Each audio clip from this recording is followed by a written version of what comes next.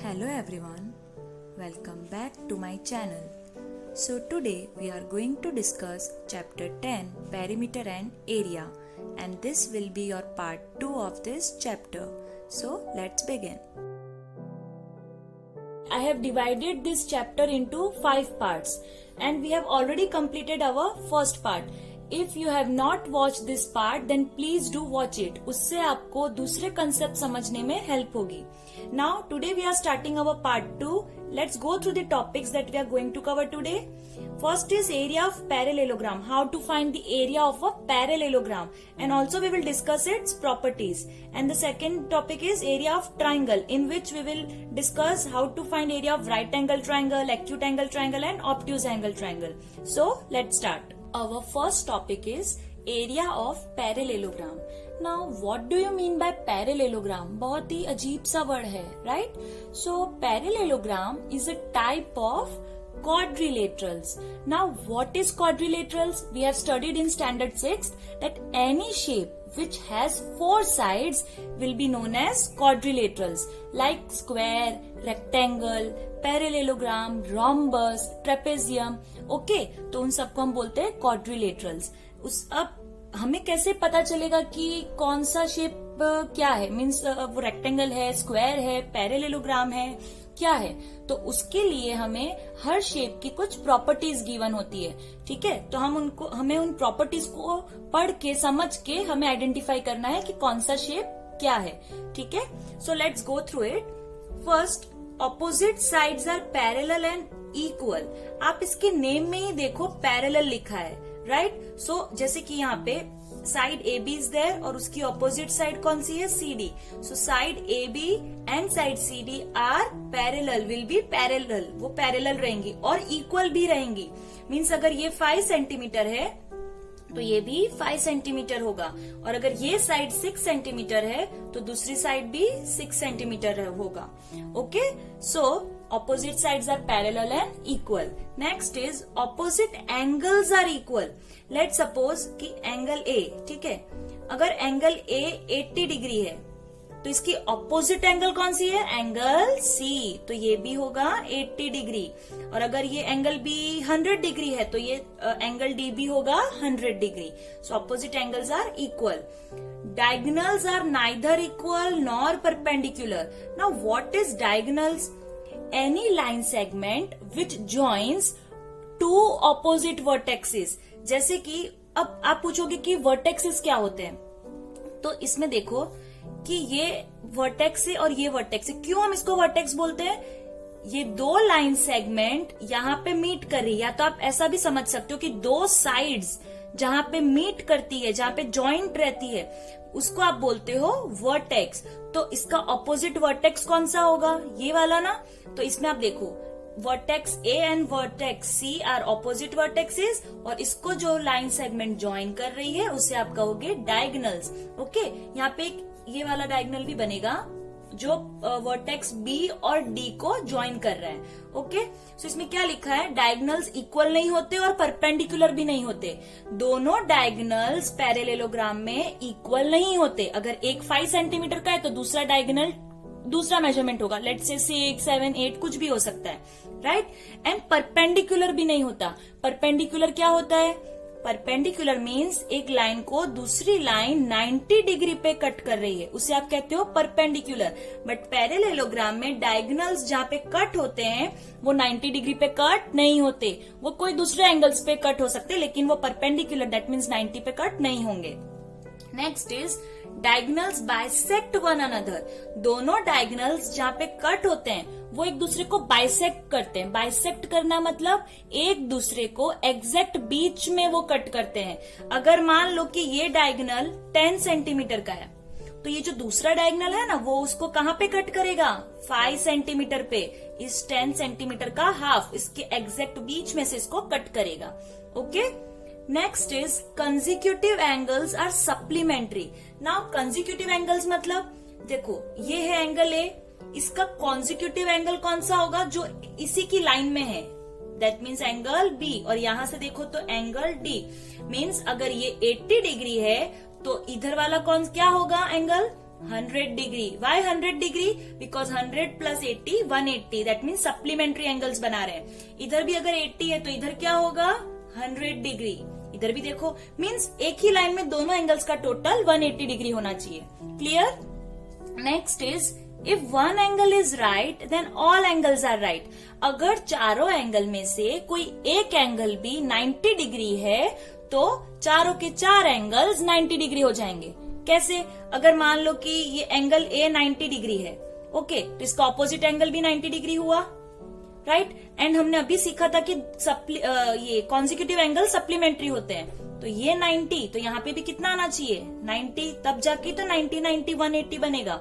और इसका ऑपोजिट 90. तो देखो ऐसे करते करते चारों ही एंगल्स 90 डिग्री हो गए, राइट? तो जब चारों ही एंगल्स 90 डिग्री हो गए तो उससे क्या बन जाता है? Rectangle, right? क्योंकि सारे साइड स्ट्रेट हो जाएंगी, 90 डिग्री है. तो इस वजह से ये पैरेलेलोग्राम रेक्टेंगल में फॉर्म हो जाता है. Clear? Now last is each diagonal of a parallelogram separates it into two congruent triangles. एक डायगोनल, अगर आप इस डायगोनल को देखो तो इस डायगोनल की वजह से ये पैरेलेलोग्राम दो ट्राइंगल्स में सेपरेट हो गया है. देखो इधर से, यहाँ पे आपको दिख रहा होगा ये एक ट्राइंगल है एंड दूसरी साइड से देखो ये दूसरा ट्राइंगल है. और ये दोनों ट्राइंगल्स कैसे ट्राइंगल्स हैं? Congruent triangles. Congruent means similar और you can say same, equal. Okay, क्योंकि देखो ये जो ट्राइंगल है, इस वाले ट्राइंगल को आप देखो, इसकी ये साइड इस ट्राइंगल की कौन सी साइड से मैच करेगी? इससे, क्योंकि देखो ऑपोजिट साइड्स सेम होती है. ये वाली साइड किससे मैच करेगी? इस साइड से. तो ऐसे करते करते दोनों ट्राइंगल क्या हो गए? सेम हो गए. Clear? So this was all about properties of parallelogram. जहां पे भी ये सारी प्रॉपर्टीज फुलफिल होंगी तब आप उस शेप को कहोगे कि वो पैरेलेलोग्राम है. Now this is the symbol of congruent. Okay, you have to remember this. अगर दो ट्राइंगल्स कॉन्ग्रुएंट हैं तो उन दोनों ट्राइंगल्स के नेम के बीच में आपको ये सिंबल लगाना है. Clear? Now let's discuss properties of rectangle. Okay, क्यों हम रेक्टेंगल की प्रॉपर्टीज इस चैप्टर में अभी सीख रहे हैं? बिकॉज पैरेलेलोग्राम भी एक टाइप का रेक्टेंगल ही फॉर्म हो जाता है. कब? जब ये वाली चीज हो जाए, जब इसके सारे एंगल्स 90 डिग्री हो जाए. और रेक्टेंगल भी पैरेलेलोग्राम बन सकता है जब चारों एंगल सेम नहीं होंगे, दैट मीन्स 90 नहीं होंगे, तो वो पैरेलेलोग्राम बन जाएगा, right? So opposite sides are parallel and equal. ये चीज इसमें भी थी. मैंने आपसे कहा ना पैरेलेलोग्राम और रेक्टेंगल ऑलमोस्ट सेम है, तो इनकी प्रॉपर्टीज भी ज्यादातर सेम ही होगी. सो पैरेलल एंड इक्वल आपको मैंने इसमें भी समझा दिया. All the interior angles are equal, that is 90 degree. मैंने इसमें भी ये पॉइंट आया था कि अगर चारों एंगल 90 डिग्री हो जाए तो वो रेक्टेंगल फॉर्म हो जाएगा. Okay, diagonals bisect each other, जैसे इसमें भी हुआ था, एक दूसरे को वो एग्जैक्ट मिड पॉइंट पे कट करते हैं.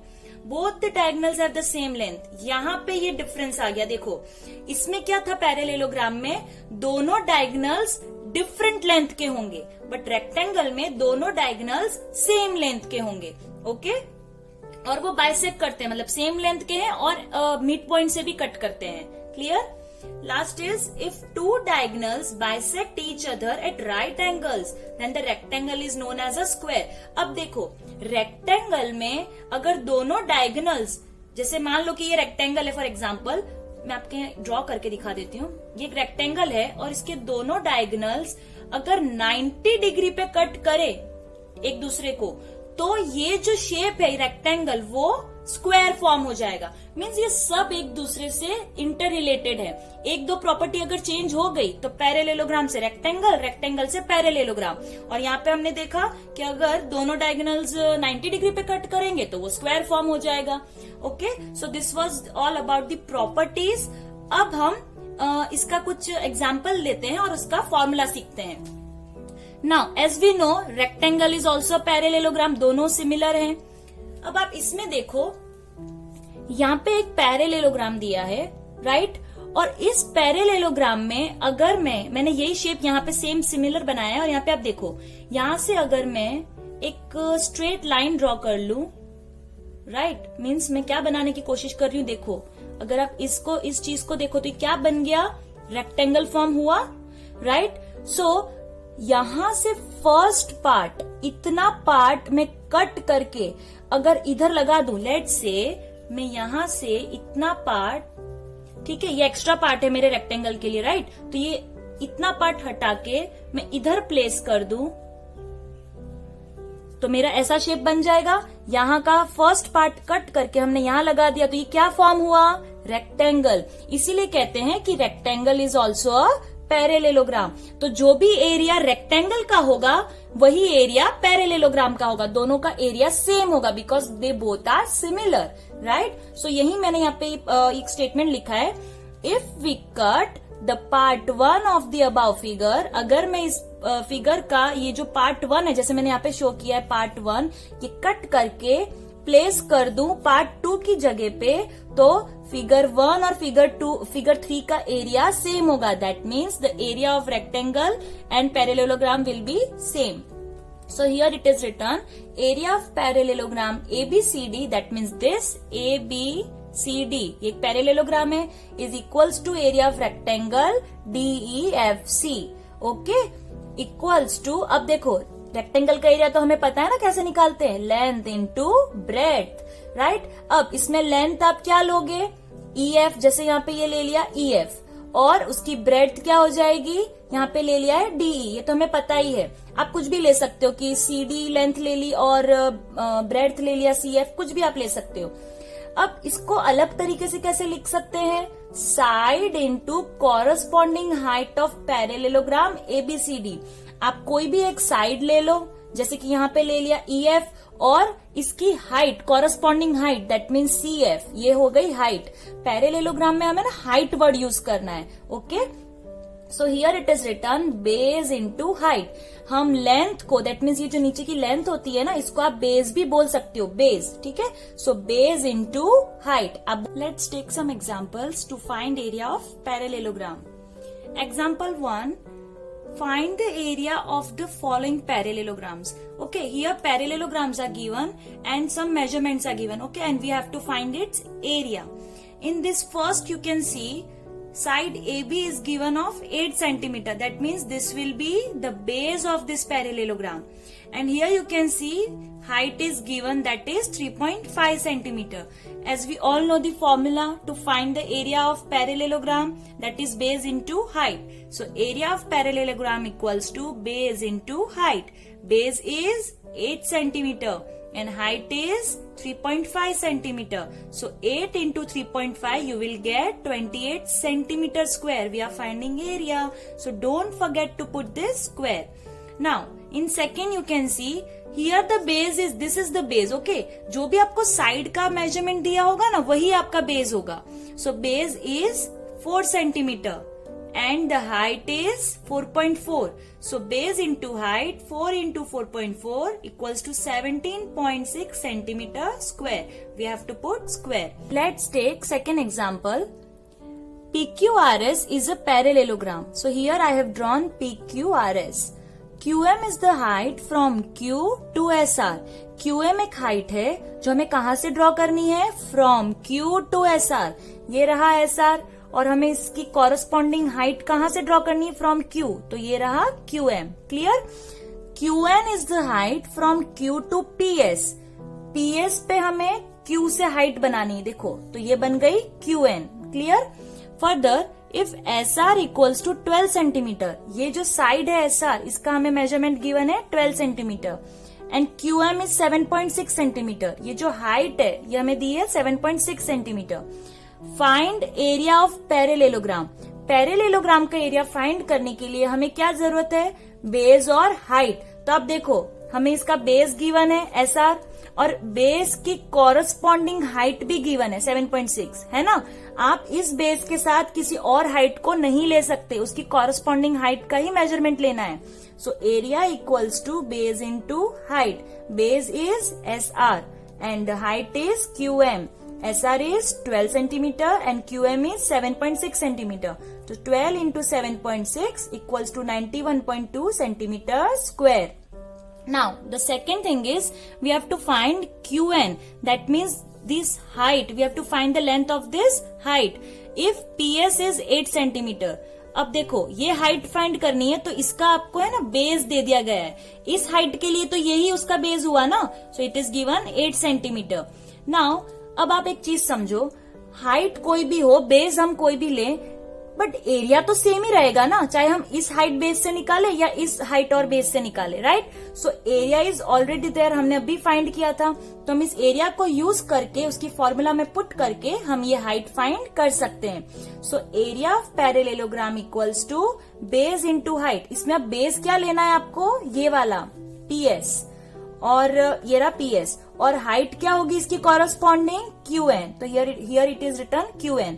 Now area is already there 91.2 equals to PS का मेजरमेंट दिया है 8 सेंटीमीटर और QN हमें फाइंड करना है, तो ये एज इट इज आएगा। नाउ हमने ये सीखा था एल्जेब्रा में कि अब ये देखो एक अल्फाबेट से, मीन्स ये एक वेरिएबल बन गया, राइट। सो जब भी वेरिएबल के साथ कोई सिंगल नंबर मल्टीप्लाई होता है तो आप उस नंबर को इक्वल्स टू के दूसरी साइड डिवीजन में डाल सकते हो। सो 91.2 डिवाइड बाय 8, और यहाँ क्या बचेगा, ओनली QN, ठीक है। सो आप जब इसको डिवाइड करोगे लाइक दिस, तो आपको मिलेगा QN equals to 11.4 centimetre. Don't put here square. Our next topic is area of triangle. Now we will understand how to find the area of triangle, right? But direct formula learn करने से better है कि हम पहले ये समझ लें कि formula बनी कहाँ से है, right? So see here, if we have any triangle, then we can complete a parallelogram by taking any one side of the triangle as diagonal of parallelogram. तो इसका मीनिंग क्या हुआ कि अगर आपके पास एक भी ट्राइंगल गिवन है तो आप उस एक ट्राइंगल की मदद से पैरेलेलोग्राम बना सकते हो। How? By taking one side of the triangle as diagonal. जैसे कि इस ट्राइंगल को आप देखो, इस ट्राइंगल की ये जो साइड है ना AB, इसको हमने डायगोनल अज्यूम कर लिया कि ये डायगोनल है, राइट। और इस डायगोनल के मदद से हमने ये पैरेलेलोग्राम फॉर्म किया। कैसे? देखो, हमें ये तो पता है कि पैरेलेलोग्राम में ऑपोजिट साइड सेम होती है, तो अगर ये 5 सेंटीमीटर है तो हमने क्या किया, यहाँ से भी 5 सेंटीमीटर की एक लाइन सेगमेंट ड्रॉ कर ली, दैट मीन्स दिस वन। और ये मान लो कि 6 सेंटीमीटर है तो हमने यहाँ से भी 6 सेंटीमीटर की लाइन ड्रॉ कर ली। सो हमने एक ही ट्राइंगल से पैरेलेलोग्राम बना लिया, और उसमें हमें क्या करना होता है, सिर्फ हमें एक साइड को डायगोनल अज्यूम करना होता है। So this one is the diagonal, that means AB। Clear? Here also you can see one obtuse angle is given, right? तो इसमें आप देखो ये जो साइड AB है ना, सेम इसकी तरह ही इसको भी हमने डायगोनल ले लिया है यहाँ पे। जैसे ये हो गया डायगोनल, ये रहा हमारा AB।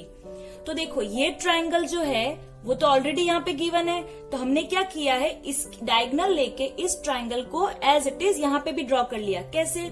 अगर ये साइड मान लो 4 सेंटीमीटर है तो सेम एग्जैक्ट यहाँ पे भी 4 सेंटीमीटर की लाइन ड्रॉ कर ली, और अगर ये मान लो 5 सेंटीमीटर है तो यहाँ से हमने 5 सेंटीमीटर की ऐसे लाइन ड्रॉ कर ली, लाइन सेगमेंट। सो देखो हमारा पैरेलेलोग्राम ऐसे फॉर्म हो जाएगा। सेम हियर ऑल्सो देखो कैसे कि यहाँ पे भी एक ये जो साइड है ट्राइंगल की, इसको हमने डायगोनल अज्यूम कर लिया, that means this one side AB, और एज इट इज ये वाला डायग्राम यहाँ पे भी ड्रॉ कर लिया। कैसे? जैसे मान लो कि ये 4 सेंटीमीटर है तो एज इट इज यहाँ पे भी हमने 4 सेंटीमीटर की लाइन ड्रॉ कर ली, क्योंकि पैरेलेलोग्राम में ऑपोजिट साइड सेम होती है, राइट।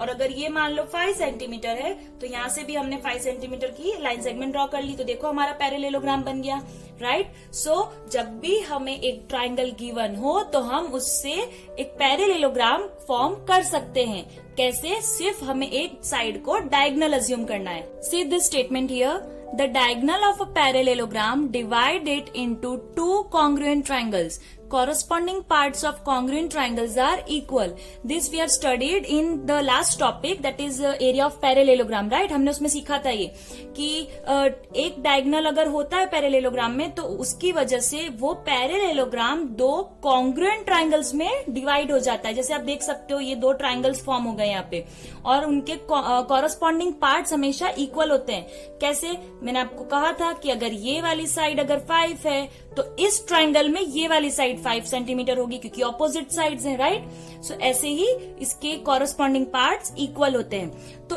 इसकी वजह से ये फॉर्मूला बना है कि एरिया ऑफ ट्राइंगल क्या होगा, half into area of parallelogram. क्यों यहाँ पे हाफ हम ले रहे हैं, आप समझो।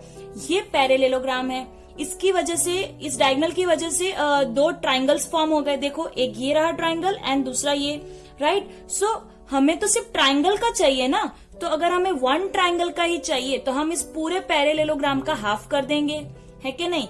अगर हमें मान लो कि एक ट्राइंगल का 20 सेंटीमीटर स्क्वायर एरिया है, सो यहाँ पे इस एक ट्राइंगल का 20 सेंटीमीटर स्क्वायर होगा, इसका भी 20 सेंटीमीटर स्क्वायर होगा, तो पूरे पैरेलेलोग्राम का कितना हुआ, 20 + 20 40 सेंटीमीटर स्क्वायर, राइट। तो एरिया ऑफ ट्राइंगल क्या हुआ, 40 का हाफ हुआ ना 20, क्योंकि हमें एक ही ट्राइंगल का एरिया चाहिए, right. So area of triangle क्या होगा, half of area of parallelogram. Parallelogram का जो भी एरिया होगा उसका हमें हाफ लेना है, राइट। अब एरिया ऑफ पैरेलेलोग्राम का फॉर्मूला क्या होता है, बेस इंटू हाइट। ये हमने लास्ट टॉपिक में सीखा था, तो हमें क्या करना है, उसका हाफ करना है।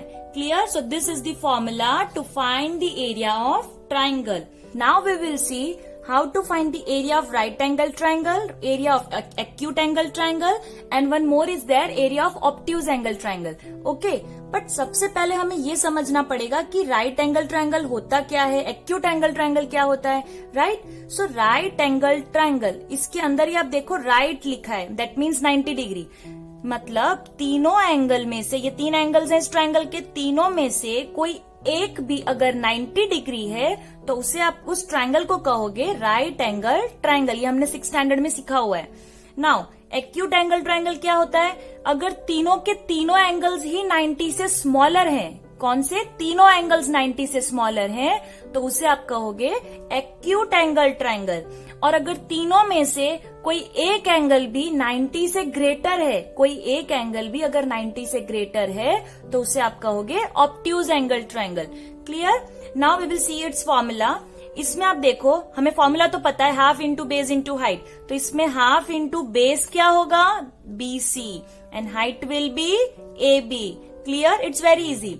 Now in acute angle triangle, here is the diagram, you can see, draw AD perpendicular to BC।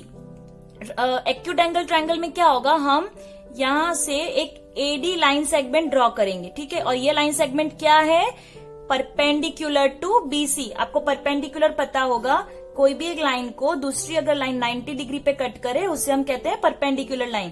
तो देखो, ये है साइड BC और इसको AD यहाँ पे एग्जैक्ट 90 डिग्री पे कट कर रही है, right.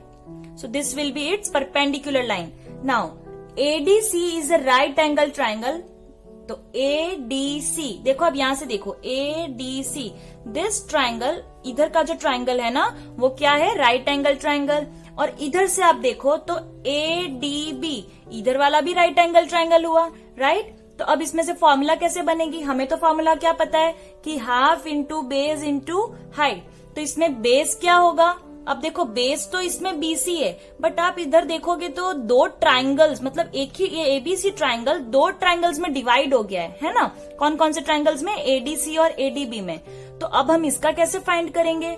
So area of triangle ABC, इस पूरे ट्राइंगल का एरिया क्या होगा, एरिया ऑफ ADB मतलब this triangle, and area of ADC that means this triangle. इसका एरिया और इसका एरिया अगर प्लस कर दें तो हमें किसका एरिया मिल जाएगा, पूरे ट्राइंगल का एरिया मिल जाएगा, राइट।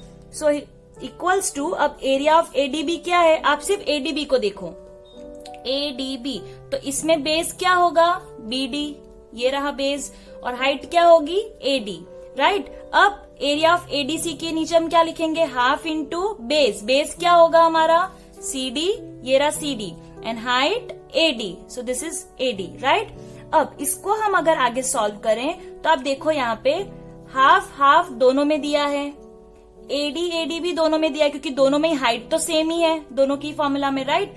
तो हम दोनों में अगर सेम चीज है तो उसको हम कॉमन ले सकते हैं। तो हाफ AD को मैंने बाहर लिया, मल्टीप्लाई, अब बाकी का क्या बचा, BD प्लस DC, वो हमने ब्रैकेट में लिख लिया।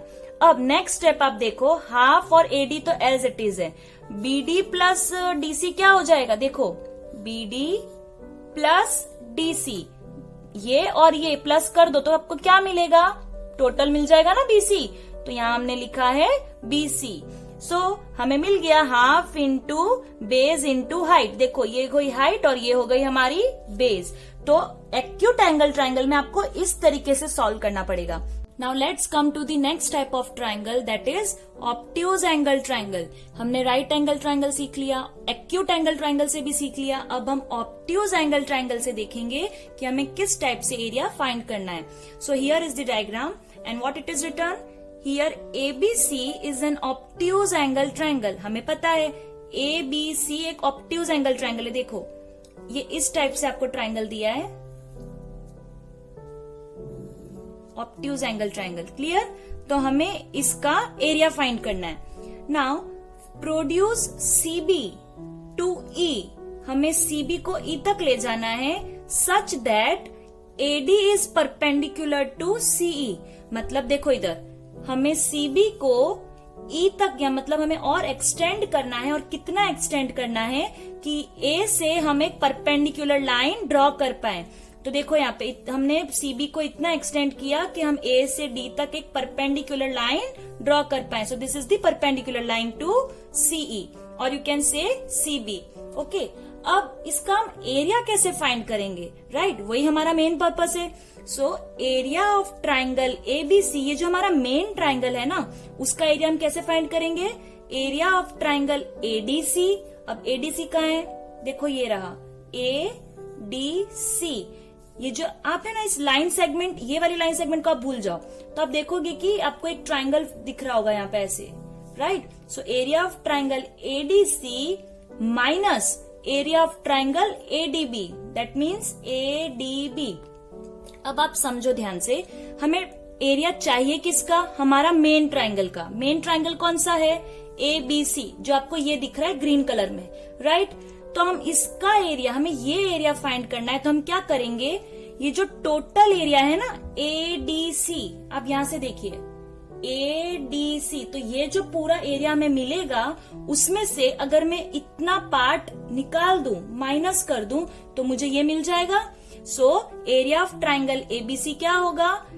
ADC minus ADB। ये टोटल में से हम इतना माइनस कर देंगे। अब आगे तो हमें पता ही है, हमें हर एक एरिया के लिए उसका बेस और हाइट लिखना है। ADC के लिए बेस और हाइट क्या होगा? ADC। तो ADC में बेस क्या होगा? CD। तो ये रहा CD और हाइट क्या होगी? AD। So here it is AD। अब एरिया ऑफ ट्राइंगल ADB में क्या होगा? ADB में बस इतने से ट्राइंगल को आप देखो तो बेस होगा BD। सो ये रहा BD और हाइट तो same AD। So here it is AD। अब ये बिल्कुल एक्यूट एंगल ट्राइंगल के जैसे ही हो गया है। इसमें भी आप देखो हाफ हाफ दोनों में है। So here it is half. अब देखो और भी कुछ मैच होगा। AD हमारी हाइट तो सेम ही है। सो यहाँ पे हाइट सेम आ गई। अब जो बाकी का बचा DC माइनस DB, वो आ गया बीच में। ओके, सो अब इधर देखो DC यानी ये पूरी लेंथ। तो इस DC में से मैं इतनी सी लेंथ अगर निकाल दूं तो मुझे ये मिल जाएगा ना। सो DC माइनस DB क्या बनेगा? BC। तो ये आ गया BC। क्लियर? सब आप देखो कि हमारा अल्टीमेटली वही आ गया, हाइट इंटू बेस। बेस क्या है? BC और हाइट है AD। सो हमारा फॉर्मूला बन गया half into base into height. So आपको ध्यान रखना है कि एक्यूट एंगल ट्राइंगल में दो ट्राइंगल को प्लस करके हमें हमारा मेन ट्राइंगल का एरिया मिलता है, और ऑब्ट्यूज एंगल ट्राइंगल में दो ट्राइंगल को माइनस करने पे हमें हमारा मेन ट्राइंगल का एरिया मिलता है। बहुत ही इजी है। Okay, let's take one example. Triangle ABC is right angled at A। एक ट्राइंगल है ABC, वो A पॉइंट पे राइट एंगल्ड है। Okay, that means A point पे यहाँ पे 90 डिग्री है, that means here. Clear? Now further AD is perpendicular to BC। ये जो ट्राइंगल है ABC, वहां से AD is perpendicular to side BC। यहाँ से परपेंडिकुलर है, मतलब यहाँ से भी ये 90 डिग्री है, जैसे मैंने यहाँ पे देखो किया हुआ है। ओके, अब आगे क्या दिया है? If AB is 5 centimetre, that means this side is given 5 centimetre, BC equals to 13 centimetre. आप इस ट्राइंगल का ये जो नीचे बेस देखोगे ना, BC यहाँ से यहाँ तक ये पूरा दिया है 13 centimetre. AC 12 centimetre, this side is also given 12 centimetre. Find the area, आपको एरिया फाइंड करना है and also find the length of AD, और ये हाइट भी फाइंड करनी है। अब सबसे पहले अगर एरिया की बात करें तो एरिया ऑफ ट्राइंगल कैसे मिलेगा, half into base into height. अब आप देखो बेस तो आपके पास है BC 13 सेंटीमीटर, बट इस बेस के कॉरस्पॉन्डिंग हाइट आपको गिवन है क्या, नहीं, वो तो हमको फाइंड करनी है। तो हम इस बेस की मदद से एरिया फाइंड नहीं कर सकते। तो अब एरिया हम फाइंड करेंगे कैसे, तो हमने देखो स्टार्टिंग में ही देखा था कि यहाँ पे 90 डिग्री का एंगल बन रहा है, राइट। सो यहाँ से अगर आप इस तरीके से देखो तो ये एक राइट एंगल ट्राइंगल भी है, तो राइट एंगल ट्राइंगल में भी तो हम एरिया फाइंड कर सकते हैं उसका बेस और हाइट लेके। सो अगर आपके पास एक राइट एंगल ट्राइंगल होता है तो ये उसका बेस हो जाता है और ये उसकी हाइट हो जाती है। तो अगर आप यहाँ से देखें तो ये इसका बेस हो जाएगा और ये उसकी हाइट हो जाएगी। Clear? So area of triangle equals to half into base into height. So half into base क्या होगा, AB, and height will be AC. Clear?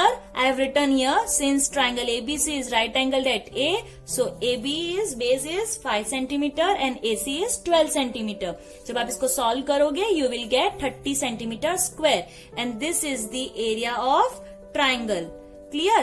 Now हमें area मिल गया। अब हमें क्या फाइंड करना है, length of AD, that means the length of this height. हमें ये height फाइंड करनी है। तो अब आपके पास एरिया तो है ना, एरिया चाहे हम कोई भी हाइट या बेस लेके फाइंड करें, ट्राइंगल का एरिया तो सेम ही रहेगा। तो अब हम उस एरिया को फॉर्मूला में पुट करके हम AD की वैल्यू फाइंड कर सकते हैं। So area of triangle ABC equals to half into base into height. अब हमें ये हाइट फाइंड करनी है, तो इस हाइट की कॉरस्पॉन्डिंग बेस आपको लेनी पड़ेगी। तो इसकी बेस क्या है, this BC, and height is AD, right. So half into BC into AD। अब आपको पता है कि एरिया तो ऑलरेडी गिवन है, सो हम यहाँ लिख सकते हैं 30 सेंटीमीटर स्क्वायर। जैसे मैंने यहाँ लिखा है, इसको मैंने रिवर्स कर दिया है, ओके। ये वाला पार्ट आगे आ गया और ये वाला पीछे। सो अब इसको अगर हम सॉल्व करें तो आप देखो ध्यान से, half into 13 into AD equals to, हमारे पास एरिया ऑलरेडी है 30 सेंटीमीटर स्क्वायर। अब इन दोनों के नीचे कुछ नहीं है, सो हम यहाँ लिख सकते हैं 1। अब तीनों फ्रैक्शंस के बीच में देखो मल्टीप्लाई है, तो हम न्यूमरेटर को न्यूमरेटर के साथ और डिनोमिनेटर को डिनोमिनेटर के साथ मल्टीप्लाई कर सकते हैं। सो 13 multiply by 1 multiply by AD। So 13 into 1 13, और AD तो साथ में आ जाएगा, राइट, क्योंकि ये तो इससे मल्टीप्लाई होगा नहीं। Upon 2 into 1 into 1, so it will be 2, और इधर क्या बचा 30। अब ये दोनों डिवाइड हो रहे हैं ना, तो जब भी यहाँ पे फ्रैक्शन में कोई आपको चीज दी हो तो उसमें आप क्या कर सकते हो, डिनोमिनेटर को क्रॉस मल्टीप्लाई कर सकते हो, right. So 13 AD equals to, ये 230 से मल्टीप्लाई हो जाएगा। So 13 AD equals to 2 into 30 60। अब आपको पता है ये एक वेरिएबल है, जब भी एक नंबर के साथ एक वेरिएबल होता है तो मीन्स आप समझ जाओ कि उनके बीच में मल्टीप्लाई है, ओके। तो जब भी ऐसा मल्टीप्लाई होता है तो आपको तो पता है क्या करना है, हम उस नंबर को इक्वल्स टू के दूसरी साइड डिवाइड में डाल सकते हैं। सो हमें वैल्यू क्या मिली, 60/13।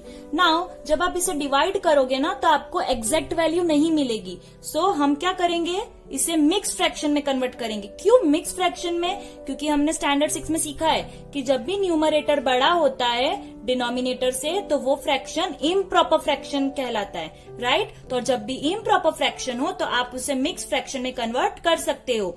सो मैंने यहाँ पे देखो डिवाइड किया है, 13 4 52, सो हमें 8 रिमाइंडर मिला। अब मिक्स फ्रैक्शन में कैसे होता है कन्वर्ट, जो कोशिएंट होता है उसे आपको यहाँ पे लिखना है एज अ होल नंबर, जो रिमाइंडर होता है उसे आपको न्यूमरेटर में लिखना है और डिनोमिनेटर सेम रहता है। So this is the value of the height AD। Clear? So इस टाइप के क्वेश्चंस आपके एक्सरसाइज में आ सकते हैं। So this was all about part 2 of this chapter, and I hope you have understood all the topics. Now in the next video we will do some questions from our second exercise of this chapter. So till then, bye bye.